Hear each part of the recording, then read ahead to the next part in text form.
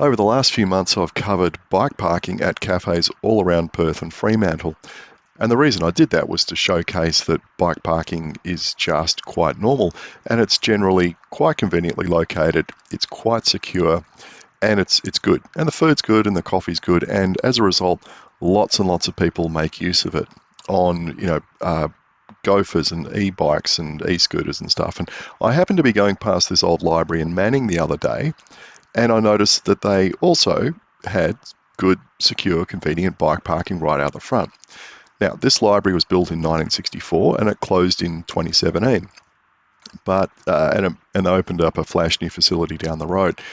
And I just happened to be passing by because I was going to visit this guy that parks his fish truck down here in the car park, and I wanted some fish for dinner. But I thought, okay, that's a good example. That's something we could learn from.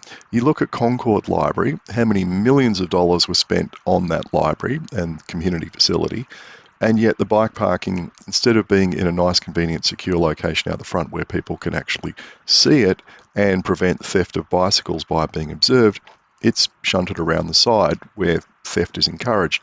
Now here's the new facility on Google Maps, and have you found the bike hiding behind the tree?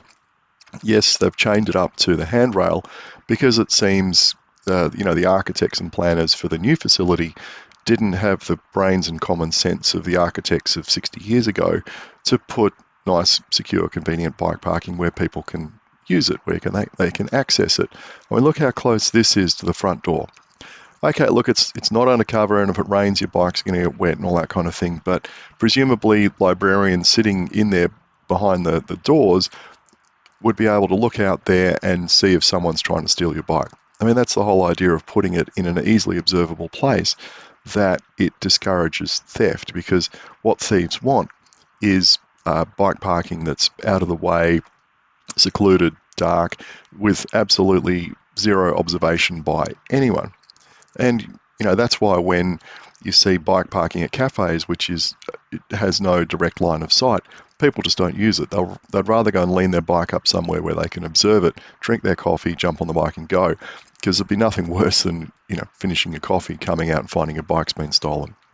So look, we could learn something from the architects and planners of a long time ago, and at any facility, whether it's a library or council chambers or a cafe or a shopping centre or hairdresser, whatever, secure, convenient bike parking has to be obviously secure and convenient, or it's a waste of time and money.